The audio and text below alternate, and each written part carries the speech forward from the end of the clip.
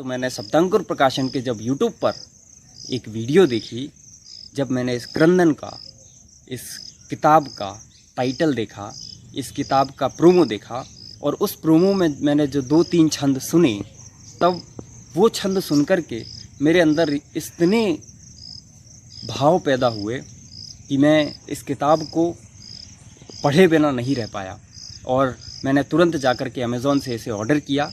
Order करने के बाद लेकिन चूँकि लॉकडाउन का समय था और किताब आने में मेरे तक बहुत ज़्यादा समय लगने वाला था, जो अमेज़ॉन से मुझे पता चला, तो मैं इतनी उत्सुकतावश, इतनी जिज्ञासावश मैं इसकी लेखिका से ही इसकी PDF मांग बैठा और मैंने उनसे PDF ली। मैंने एक रात में वो उनकी पूरी संपूर्ण किताब को पढ़ा, उस पूरी कविता को पढ़ा जिसका नाम क्रंदन है, और मैंने उनको बताया कि मुझे कैसी अनुभूति हुई है इस किताब को पढ़ने के बाद। वास्तविकता में मैं बताना चाहता हूँ कि जब मैंने ये कविता पढ़ी, जब मैंने इस किताब को पढ़ा, तो मेरे अंतरंग मन को इतना झकझोरा, पुरुष होने के बाद भी इस कविता ने मेरे अंतरंग मन को इतना झकझोरा कि मैं पलकें भीगी हो गईं और अंदर से इतनी करुणा फूटी कि मुझे सोचने पर मजबूर कर दिया कि क्या वाकई नारियों के प्रति ऐसा व्यवहार होता है? क्या वाकई नारियों पर हमारा कोई प्रतिनिधित्व नहीं होना चाहिए?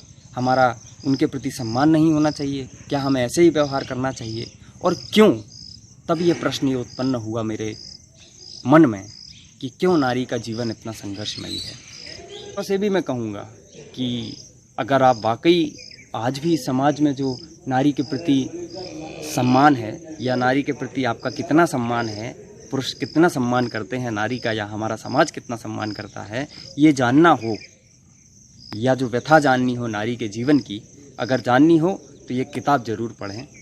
कुछ बातें मैं इस किताब की आपसे साझा करना चाहता हूँ कि इसका मूलतः जो नाम है क्रंदन, उसी से ये साफ होता है कि ये रुदन पर लिखी गई है।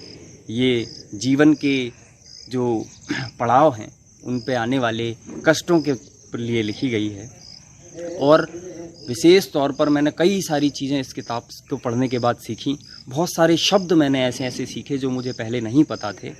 जैसे कि ससुराल को एक बहुत अच्छा शब्द इन्होंने लिखा है कि ससुराल के लिए लिखा है कि पितुग्रह, पतिग्रह। ये जो बात कहने वाली चीज़ है वो वाकई अद्भुत है। अलंकारों से परिपूर्ण ये कविता है, शब्द संयोजन तो कमाल है, और स्त्री के जीवन में जो रस होते हैं उन रसों का समावेश इस कविता में है। और विशेष तौर पर स्त्री का जीवन ही एक प्रश्नवाचक है जो दर्शाने की कोशिश की है, और कविता का प्रारंभ ही प्रश्न से शुरू होता है और अंत भी प्रश्न पर होता है। ये एक विशेष बात है। लेकिन इन दोनों प्रश्नों के बीच में जो बहुत सारी रीतियां हैं, बहुत सारे कष्ट हैं और बहुत सारी व्यथाएं हैं, उन व्यथा और उसका उपाय दोनों बहुत बखूबी बताया है। बहुत अच्छे से दर्शन को प्रदर्शित किया है। और मैंने जब किताब पढ़ी और मुझे जो लगा, उसमें मैंने 4 पंक्तियाँ ऐसी देखी कि क्या संभव है तो फिर कैसे, यह जीना हो स्वीकार उसे, यदि जीने की देना है तो, यदि जीना देना है तो फिर देना होगा अधिकार उसे। ये शायद कचोड़ने वाली पंक्तियाँ हैं। और इस कविता का अगर मैं भाव व्यंजना कहूँ और अपने इन सरल शब्दों में कहूँ तो यही कहूँगा कि अति संवेदनशील काव्य सृजन है। लेकिन चूँकि मैं स्नातक हिंदी का विद्यार्थी भी हूँ, तो अगर मैं इसे ये समझूँ कि इस कविता की समीक्षा मुझे प्रश्न पत्र में लिखनी है, तो हिंदी के विद्यार्थी होने के नाते और भाषा के विद्यार्थी होने के नाते दो चार चीज़ें मैं इंगित करना चाहता हूँ कि इस कविता में छायावाद और रहस्यवाद की अद्भुत अभिव्यंजना है।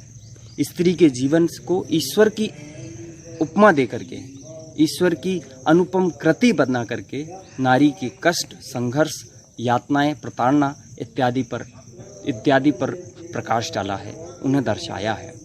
और इस कविता में विशेष तौर पर अंतिम बात जो मैं कहूँगा, इस कविता में जो मेरी सबसे प्रिय पंक्तियाँ हैं वो पंक्तियाँ ये हैं कि यदि मदरा भी आती है, यदि मतरा भी आती है, यद्यपि अपनी भी अंतिमता, पर ये देती है मानव को जीवन को जीने की क्षमता, पर ये देती है मानव को जीवन जीने की क्षमता।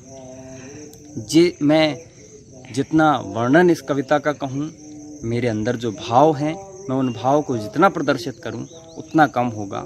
लेकिन मैं ये भी जानता हूँ कि अगर मैं पूरी फिल्म यहीं दिखा दूँगा तो जब आप किताब को ख़रीदेंगे और उसे पढ़ेंगे तो आपको शायद उतना मज़ा नहीं आएगा। इसलिए मैं जो बातें हैं वो यहीं समापन करता हूँ और आपसे ही आग्रह करता हूँ, मेरे जो मित्र देख रहे हों उनसे आग्रह करता हूँ, मेरे जो अग्रज देख रहे हों, जिन्होंने अब तक इस कविता को ना पढ़ा हो, इस किताब को ना पढ़ा हो, वो ज़रूर इस किताब को खरीदें और जाएं अमेज़ॉन पर, लिखें क्रंदन, वहाँ पर आपको किताब मिल जाएगी। उसका जो भी मूल्य हो, जैसा भी हो, आप उसे मंगवाइए, उसके बाद कविता को पढ़िए और हाँ, ये ज़रूर बताइएगा कि कविता आपको कैसी लगी, ये किताब आपको कैसी लगी और इसे मैं दीदी तक पहुंचाने का प्रयास ज़रूर करूंगा। बहुत बहुत आभार, बहुत बहुत नमस्कार।